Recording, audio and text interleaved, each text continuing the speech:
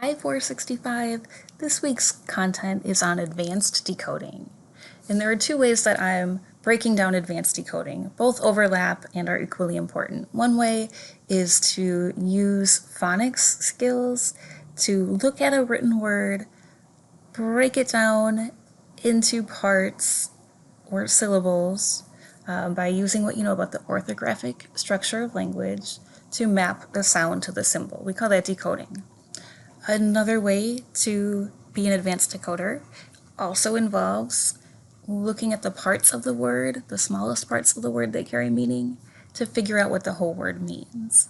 So, in the contents of this presentation, I'm emphasizing morphological analysis skills that can link with phonics decoding skills to position a child to be an advanced decoder. To introduce the topic of morphological analysis, we've already addressed morphemes, the smallest unit of meaning, and counting morphemes from a spoken language sample, calculating MLU, and making that equivalent to a child's age. Let's reach back a little bit further to think about what we know about how language develops so that I can also show how this fits into instruction. So prior to a child entering school, what do you know about how language already develops in young children from birth to age 3? Typically, children learn words from the people around them, and oral conversations are context-rich in ways that aid vocabulary acquisition. This means a small set of words are accompanied by physical gestures, voice intonation, proximity to actual objects. When these are used with great frequency to talk about a narrow range of situations children are exposed to on a daily basis, language development occurs. We saw this illustrated in the wordscape that Deb Roy shared in the Birth of a Word TED Talk about his son and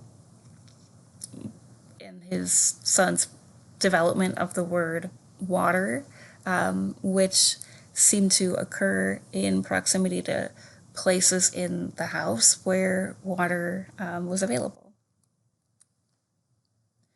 When children come to school, there is an expectation that eventually children will read printed language, extract meaning from that language, learn about more difficult concepts, and so school is a place where children encounter written language.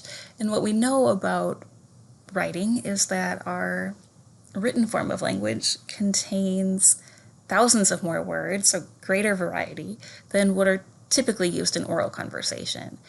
And we also know that writing lacks interactivity and the nonverbal contextual supports like voice intonation or gesturing or actual objects that oral conversation affords.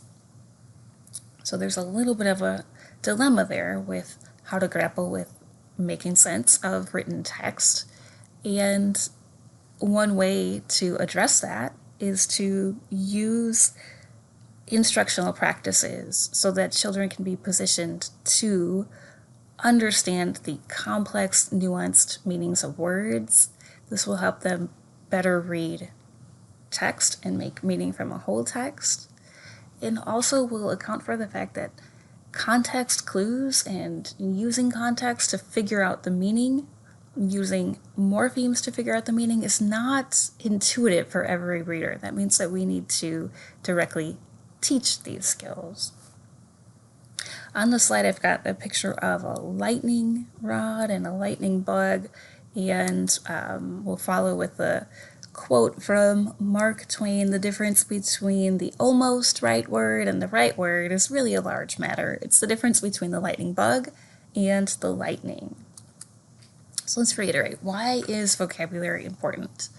Well, a large body of research documents a clear connection between vocabulary and comprehension. That's a direct relationship, and extensive vocabulary correlates with strong reading comprehension. Young readers need to have a strong vocabulary established so that they can comprehend more difficult texts as they advance through school, and so that they can write more difficult compositions as they advance through school.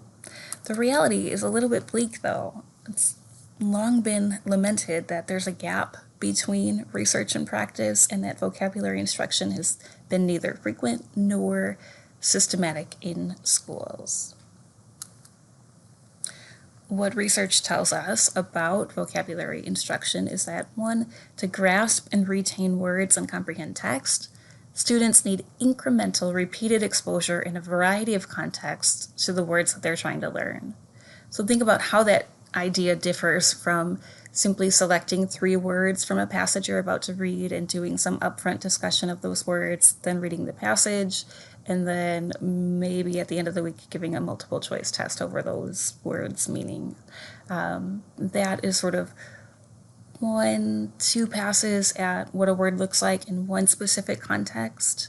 So the idea here is to do repeated and incremental exposure throughout the day, throughout the week, throughout multiple weeks that are coming, to have students look at those words not only in one passage, but maybe also in the caption of a photo, in writing a message that they'll send to a peer, to give opportunities for students to try those words on and make multiple connections between that new word and their own experience. This affords that nuanced and builds flexible understanding of the words that they're learning.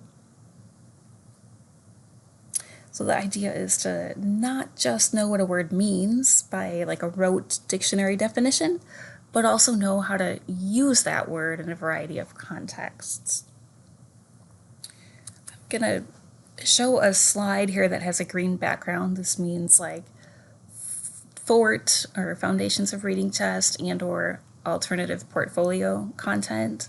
The commentary that you'll write for the vocabulary component of the portfolio should reveal the skills and competence that you have for building your students' vocabulary knowledge.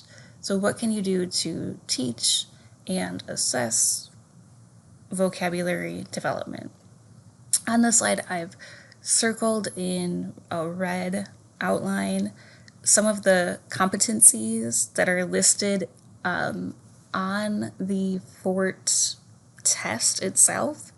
So this might be a place where if you're wanting to think of like, how can I name a competency? This presentation addresses the specific competencies listed on this slide. For example, the development of word analysis skills and strategies in addition to phonics, including structural analysis. Structural analysis is interchangeable with morphological analysis. Identification of common morphemes, recognition of common prefixes, knowledge of Latin and Greek roots, and use of context clues to help identify pronunciation and meanings of words. So these are listed on this slide to say that you as the instructor understand these concepts and then can apply them in your teaching. There's a connection to the Common Core standards and the Essential Element Extended standards through the language strand under vocabulary. These span grades K-12. I've got a couple examples here from 7th grade that show determining and clarifying meaning of unknown multiple meaning words, using context to figure out the overall meaning, and using common grade appropriate Greek and Latin affixes and roots to determine the meaning. So these link closely to what you see in Essential Elements, and the idea here is that building word analysis skills by way of having students break down words into morphemes can help them use those skills to figure out meanings of words as they encounter them in text. On the slide here is similar standards from that same strand for first grade. So notice that first and seventh grade, actually, first all the way through 12th grade, have some version of vocabulary acquisition and use that includes the need to apply morphological analysis skills to figure out the meaning of a word. In the essential elements, emphasis is placed on using language to communicate, and so guidance and support is added here and afforded for students who are on an alternative curriculum, who participate in alternative assessment, and all instruction and IEP goals link to essential elements. So this is also under vocabulary and skills like understanding words used in every day. We can apply what we know about context, clues to help make those understanding, sorting common objects and familiar objects, identifying real-life connections between words and their use. In grades 6, 7, and 8, for the essential elements, students are expected to understand and use roots and affixes, meaning prefix suffixes, recognize multiple meaning words, and figure out meaning from context.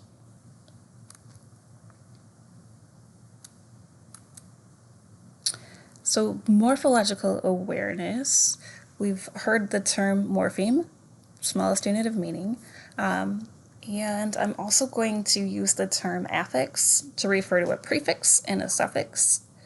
In terms of the types of morphemes that we would teach, I'll also address inflectional morphemes, which are like an ed ending, ing ending. You'll see examples coming up, and derivational morphemes. I have a know your roots slide here referring to knowing the Greek and Latin roots. So some examples of Greek roots that you could make note of and have some working knowledge or passing familiarity of would be auto for self, bio for life, dyna for power, like in dynamite. Couple examples of Latin roots that you'd probably want to make note of and keep in kind of a working memory would be aqua for water, aud to hear, cent 100.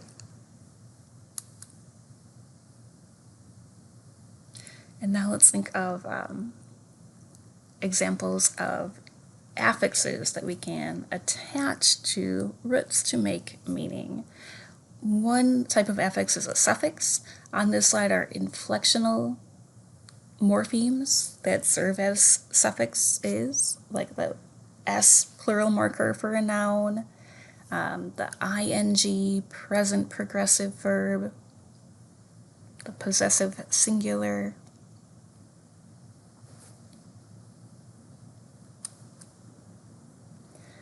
Other suffixes are derivational morphemes. These mark or determine the part of speech that makes them derivational, like meant, if you think of contentment, itty, shun, full, us, all, ly.